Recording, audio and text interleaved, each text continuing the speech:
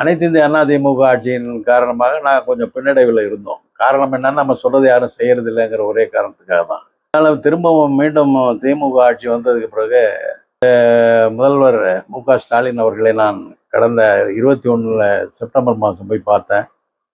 சமீபத்தில் 2024 தேர்தல் அப்போ டாலர் மணி அவர்களுடைய வீட்டுக்கு வந்து அவர் என்ன கூப்பிட்டாரு. நாங்கள் சிறுபான்மை நலன்களை பாதுகாக்கும் அரசாக செயல்பட்டு வரும் தமிழக முதல்வர் கோவையில் உள்ள இஸ்லாமிய மக்களின் பல்வேறு கோரிக்கைகளை பரிசீலிக்க தனி கவனம் செலுத்த வேண்டும் என கோவை மாவட்ட அனைத்து ஜமாத் அமைப்பினர் தெரிவித்துள்ளனர்.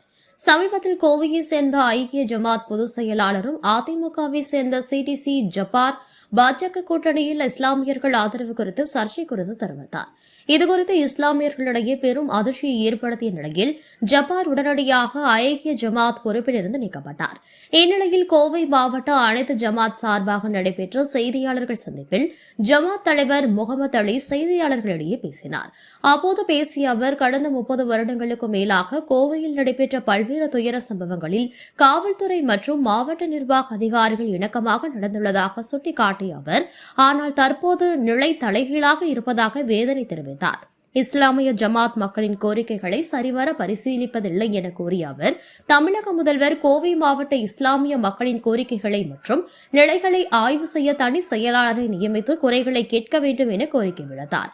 தொடர்ந்து பேசிய அவர், இஸ்லாமிய வேதங்களை படித்த அறிஞர்களாக அறியப்படும் அலிம்கள் என்பவர்கள் தங்களை தரம் தாழ்த்தி நடந்து கொள்வதாகவும் தமது கண்டனங்களை பதிவு செய்வதாக அவர் கூறினார்.